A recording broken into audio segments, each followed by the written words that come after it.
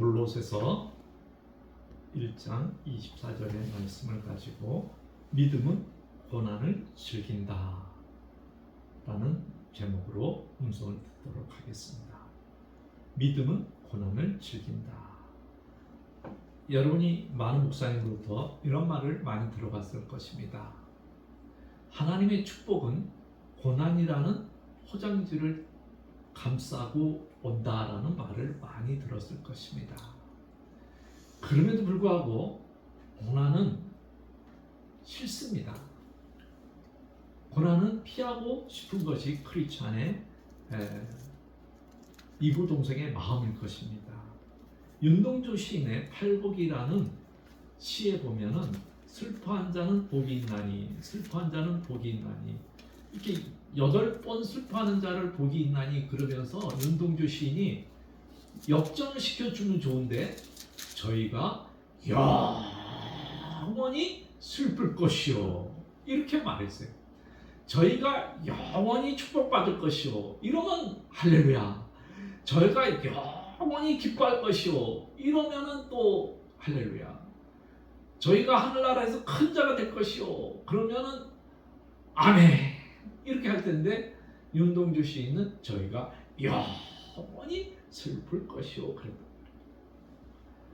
그러면 정말 크리스찬은 영원히 슬픈 존재인가? 그건 아니라는 거죠. 여러분이 이런 말을 들어보셨을까요? 몸에 좋은 거는 입에 쓰다. 반대로 몸에 나쁜 거는 입에 답니다. 그래서 그걸 갖다 뭐라고 표현하냐면 사자성어로 단짠 단짠. 단짠 단짠은 입에는 좋은데 몸에는 나빠요. 마찬가지로 고난이 내 육신에게는 안 좋은데 영적으로 보면 너무 큰 풍성한 축복임은 누구나 알고 있어요. 누구나 알고 있는데 그런데 고난이 오면 싫은 거예요. 그래서 이 고난이 깊어지면은 하나님이 없는 것처럼 보일 때가 있어요. 시몬 베요라는 분은 고난이 너무 심하면 하나님이 없는 것처럼 보이는 거예요. 저도 그랬어요. 하나님이 너무 나를 수렁에 빠뜨리니까 하나님이 계신 건 아는데 그냥 그 하나님이 나는 버린 자식인가 보다 그렇게 생각하면서 한 20년 넘게 그렇게 살았어요. 그 뜨거운 열정, 그 뜨거운 믿음도 깊은 수렁 앞에는 뭐 대책이 없어요. 그런데 우리가 하나님을 언제부터 진짜 만났냐? 이 깊은 수렁에서부터 하나님을 만나게 되는 거예요. 이 토전하는 분은 많은 사람들이 하나님에 대해서 추론만 해요. 아, 하나님이 이렇습니다. 하나님이 이렇습니다. 이렇습니다. 그런데 개인적으로는 알려지지 않았어요. 여러분도 그렇잖아요. 교회 좀 몇 년 나가는 사람은 저 하나님은 전능해, 하나님은 전지해. 그래서 옛날 장로님들이 꼭 기도하는 서두가 있습니다. 전지하시고 전능하시고 이런 기도를 옛날 장로님들은 꼭 기도했어요. 근데 이것을 개인의 삶에서 맞아, 하나님은 전능해, 맞아, 하나님은 살아계셔, 맞아, 하나님은 나를 반드시 축복해, 이런 것을 경험하는 사람은 별로 없다는 거죠. 그런데 사도 바울은 오늘 본문에서 뭐라고 그러십니까? 나는 이제 너희를 위하여 받은 괴로움을 뭐하고요? 기뻐하고, 성도들을 위해서 또 교회를 위해서 사도 바울이 얼마나 많은 고난을 받았습니까? 그런 고난 가운데 사도 바울이 기뻐하는 거예요. 그래서 감옥에서 우리에게 보낸 옥중서신에도 뭐라 그랬어요? 항상 기뻐하라. 그렇다고 해서 바울의 삶에 고난이 없는가? 그건 아니에요. 바울의 삶에도 고난은 너무나 많았어요. 그러면 영적으로 육체는 건강했느냐? 아니요. 육체도 너무 힘들었어요. 그럼에도 불구하고 그가 믿음이 있었기 때문에 기뻐할 수 있는 거예요. 그 믿음이 있는 사람만이 기뻐할 수 있는 거예요.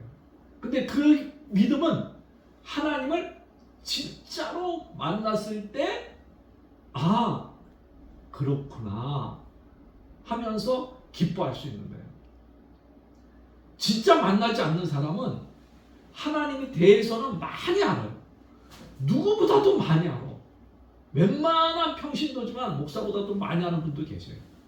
그럼에도 불구하고 직접 만난 분은 없어요. 제가 옛날에 은사가 있어서 기도 사역할 때에 고순층에 당하는 집사님이 기도 받으러 왔어요. 근데 설교 노트를 이만큼 갖고 오신 거야.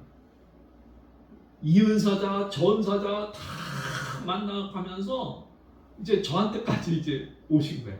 그래서 목사님, 제가 무슨 죄가 있어 이렇게 안 낫고 기도받아도 안 낫습니까?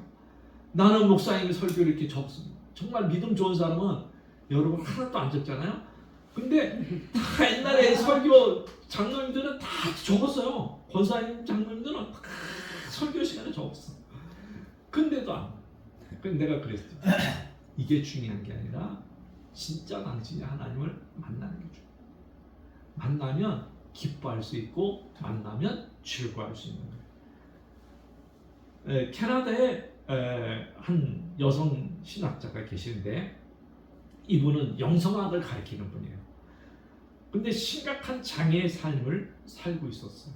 한쪽 눈이 보이지 않고 다리는 혼자 걸을 수 없을 정도로 이제 장애가 심하고 저혈압, 당뇨 뭐 이런 것도 있고 신장 이식 수술을 받아가지고 하루에도 하나씩 약을 먹지 않으면 살아갈 수 없는 여성이에요. 자, 이런 분이 영성학을 가르친다? 그럼 속으로 그럴 거 아니에요? 에이, 지나 낫지, 지나 기도해서 낫지. 그러고 많은 사람이 그렇게 생각할 건데도 이분은 자기 몸에 이렇게 아픔에도 불구하고 여기에서 어떻게 하면 하나님께 영광 돌릴까? 어떻게 하면 하나님께 내 받은 축복을 나눠줄까 하면서 많은 책을 쓰고 우리나라에도 이분 책이 많이 번역됐어요. 희열의 공동체, 약할 때 기뻐하라, 안식, 우물밖에 찾는 분별의 지혜, 고귀한 시간 낭비, 예배, 그러면서 의미 없는 고난은 없다라는 책까지 썼어요. 여러분, 이분이 이렇게 말합니다. 절망 안에 쌓여 운물에 빠지지 않으려면 상실의 비애를 인정하고 충분히 슬퍼해야 한다. 그러나 삼위일체 하나님을 믿는 믿음으로 내게 주어진 희망을 확신하기에 우리는 큰 슬픔도 당당히 자기에게 당하는 이 육체의 어려움, 이거는 삼위일체를 믿는 하나님의 믿음이 있기 때문에 자기는 우울에 빠지지 않고 기도한다는 거예요. 그래서 자기는 육체의 질병에 벗어나려고만 몸부림치면은 우울해진다는 거예요. 왜? 안 났으니까. 근데 이분은 여기서 뭘 하냐면 부활의 소망을 믿었기 때문에 이 질병 속에서도 기뻐할 수 있는 거예요. 그런데 이 주어진 희망을 갖는다는 것은 그렇게 쉽지 않다고 이 여인이 말해요. 자기도 얼마나 힘들겠어요. 이 몸이 그렇게 아프고 힘들고 그런데 그럼에도 불구하고 이 믿음으로 이것을 맞선다는 건 쉽지 않아요. 그러나 정말 하나님께서 이 여인을 만나줬기 때문에 또 이 여인이 하나님을 만났기 때문에 이 고난 속에서도 이분은 기뻐할 수 있는 거예요. 그래서 이분은 그렇게 봐요. 고난 속에서 우리와 함께하는 하나님을 보여주기 위해서 자기에게 이러한 육체의 질병을 허락했다는 걸 깨달은 거예요. 여러분, 저와 여러분도 인생에 핸디캡이 있습니까? 또 고난이 찾아왔습니까? 이 시간 하나님이 나와 함께한다는 것을 온 천하에 보여주기 위한 시간인 줄 생각하고 감사할 수 있기를 바랍니다. 그래서 우리는 정말 하나님을 위해서 살아갈 수 있는 저와 여러분이 되기를 바랍니다. 그래서 정말 지금 당하는 고난에 집중하기보다는 앞으로 누리게 될 삶의 영광을 집중할 때 우리는 이 고난을 뛰어넘을 수 있어요. 사도 바울도 마찬가지예요. 고난을 뛰어넘을 수 있는 것은 현재 있는 당하는 괴로움, 이것이 아니라 장차 그가 받을 영광을 알았기 때문에, 보았기 때문에 그는 육체의 질병은 질병대로, 고난은 고난대로, 아픔은 아픔대로, 감옥생활은 감옥생활대로 기뻐할 수 있었던 거예요. 사랑하는 여러분, 힘듭니까? 아픕니까? 하나님의 영광을 누릴 수 있기를 바랍니다. 서은영이라는 권사님은 이렇게 말했습니다. 이분은 그 유명한 소설가의 세 번째 부인이에요. 그리고 교회에서 이 권사님이면서 평신도 리더로서 성경 공부를 많이 인도했어요. 지도자로서 10년 있게, 또 소설가고 시이니까 성경을 얼마나 목사보다 더 날카롭게 보고 잘 가르쳤어요. 근데 자기 삶에 큰 어려움이 해결이 안 되는 거예요. 전처 소생들하고 소송, 그러면서 또 삶에 힘든 거, 그러고 나니까 권사지만 유서를 써놓고 산티아고로 갔어요. 유서를 써놓고 그냥 간 거예요. 나는 여기에 가서 죽으리라. 그런데 거기서 이분이 하나님을 만났어요. 그가 만난 하나님은 천둥 번개를 치는 하나님이 아니에요. 언덕에 당나귀 하나 있는 걸 보고 거기서 하나님을 만났어요. 자기 힘들어 지쳐 있는데 당나귀가 와서 이렇게 혓바닥을 이렇게 써요. 근데 그게 하나님. 근데 사라졌어 또 당나귀가? 근데 하나님 다시 한번 당나귀를 보여주세요. 그랬더니 또 당나귀가 나타났어. 그러고 난 다음에 이제 확신을 생기고 이제 쓴 책이 노란 화살표 방향으로 가요. 여기 보면 이런 말이 있어요. 인생의 절벽과의 만남은 종종 일어나는 일이다. 낭떠러지게 떨어질 것 같은 상황, 질병, 파산, 실현, 명예나 권력의 실주 같은 목숨만큼 귀하게 여겼던 것들을 상실되게 되는 일은 누구에게나 한용 일어나는 일이다. 하지만 그것과 대면이 곧 죽음을 의미하지 않는다. 대부분의 사람은 이런 위기 상황에서 뭐하고요? 하나님을 만나고 성령의 은총을 입어 영안을 뜬다. 영안을 뜨고 나면 같은 상황 속에서도 그 상황을 다르게 보는 눈이 열린다. 뒤에가 더 중요해요. 더 이상 두렵다. 상황은 똑같아. 그러나 하나님을 만나고 영안이 나려면 이것이 축복이구나. 그렇게 믿고 기다릴 수 있는 희망이 생긴다. 여러분에게도 사도 바울처럼 믿음이 있으면 기뻐할 수 있는 사람이 되기를 바랍니다. 저도 믿음으로 억지로 기뻐할 때가 있습니다.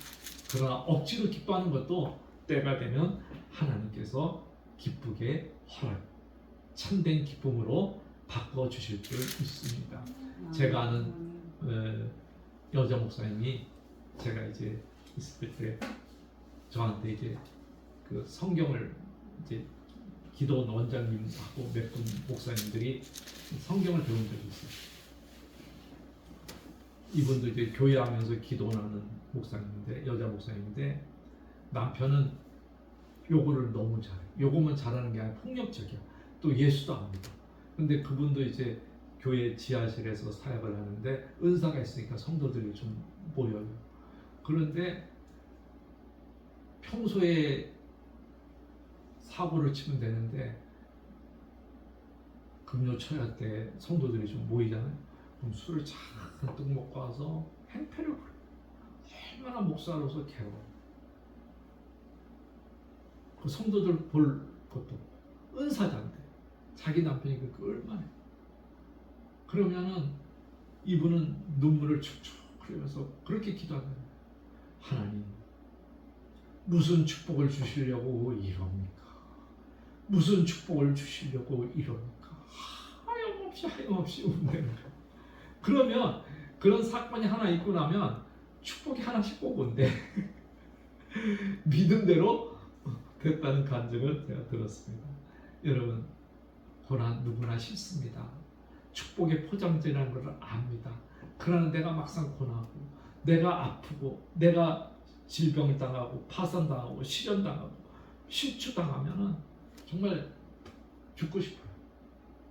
그러나 이 가운데 진짜 하나님을 만나면 모든 상황에서 새로워지고, 우리가 좀 전에 들은 찬양처럼 왜 나만 당하는 고난입니까?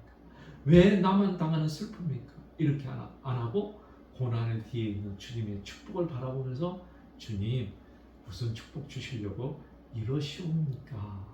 하고 저와 여러분이 설렘을 가질 수 있기를 바랍니다. 여러분, 앞에 힘들더라도 고난이 있더라도 여러분 뚜벅뚜벅 걸어갈 수 있기를 바랍니다. 믿음으로 뚜벅뚜벅 가다 보면 산산조각난 모든 내 삶의 형편들을, 환경을 하나님께서 그대로 복원시켜 주실 줄 믿습니다. 복원만 시켜주는 게 아니라 더 아름답게 만들어 주실 줄 저는 믿습니다. 제가 그런 것을 경험했고 제가 그러한 과정에 있습니다. 여러분, 팀 켈러는 이렇게 말했습니다. 환란의 풀무불 속에 타오르는 불꽃을 느껴지지만 그때 하나님이 우리와 함께 머문다. 그때 하나님이 함께, 여러분, 하나님이 함께 머물고 있는 것을 저와 여러분이 좀 알 수 있기를 바랍니다. 여러분, 레너드 코엔이라는 분은 이런 말을 했습니다. 모든 것 속에는 갈라진 틈이 있다. 그 틈을 통해서 햇빛이 스며든다. 예, 고난이란 틈을 통해서 하나님의 축복의 햇빛이 저와 여러분에게 돌아올 줄 믿습니다. 그러면서 베드로전서 1장 6절에 7절에 있는 말씀을 우리 같이 한번 읽어보도록 하겠습니다. 그러므로 여러분 지금 잠시 동안 여러 가지 시련 속에서 어쩔 수 없이 슬픔을 당하게 되더라고 하더라도 기뻐하십시오. 하나님께서는 여러분의 믿음을 단련하셔서 불로 단련하지만 결국 없어지고 많은 금보다 더 귀한 것이 되게 하시며 예수 그리스도께서 나타나실 때에 여러분에게 칭찬과 영광과 존귀를 얻게 해 주십니다. 아멘. 여러분, 풀무불 속에서 기뻐할 수 있는 사람이 누가 있겠어요? 시련 속에서 기뻐할 사람이 누가 있겠어요? 어쩔 수 없는 슬픔 속에서 기뻐할 수 있는 사람이 누가 있겠어요? 그러나 베드로 사도는 기뻐하라고 말해요. 왜? 먼 훗날 하나님께서 칭찬과 영광과 존귀를 주기 때문에 그렇습니다.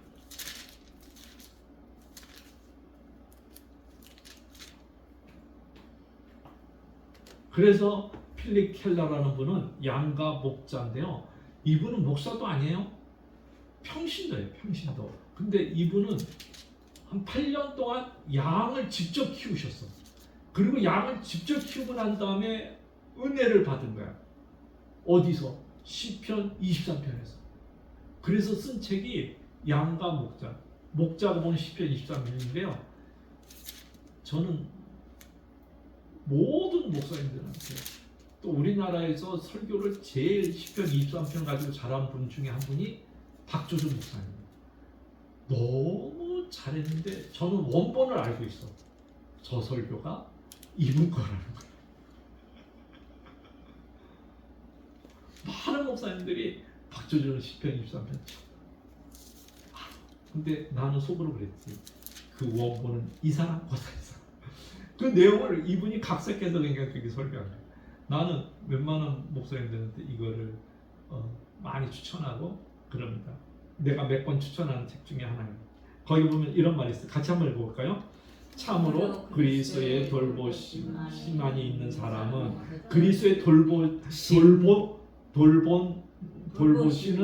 심한이 돌보심 안에 이쪽으로 와요. 진짜 돌보심 진짜 이렇게 띄어쓰기를 했어요. 아버지 가방에 가방에 들어간다. 이런 뭐 이렇게 참 돌보심 안에 있는 사람은 어떤 두려움이 생기고 어떤 궁지에 부딪히고 어떤 재난이 닥쳐온다고 할지라도 그 모든 혼돈으로부터 결과적으로 선이 이루어진다는 사실을 깨닫는다. 이것이 곧 나의 삶에 드러난 주님의 선하심과 인자하심이다. 이것은 주님에 대한 나의 믿음과 신뢰의 든든한 기초가 되었다. 아멘. 평신도지만 깨달으니까 이렇게 보세요. 그리스도 안에 돌보심이 있다. 그러니까는 재난, 혼돈 그런 상에서도 하나님 모든 것을 합력하여 선을 이룰 줄 저와 여러분이 있는 모든 고난 하나님께서 선을 이루어 주실 줄 믿습니다. 그러면서 마지막으로 더원의 기도를 같이 한번 같이 해보겠습니다. 같이 기도하는 마음으로 하겠습니다.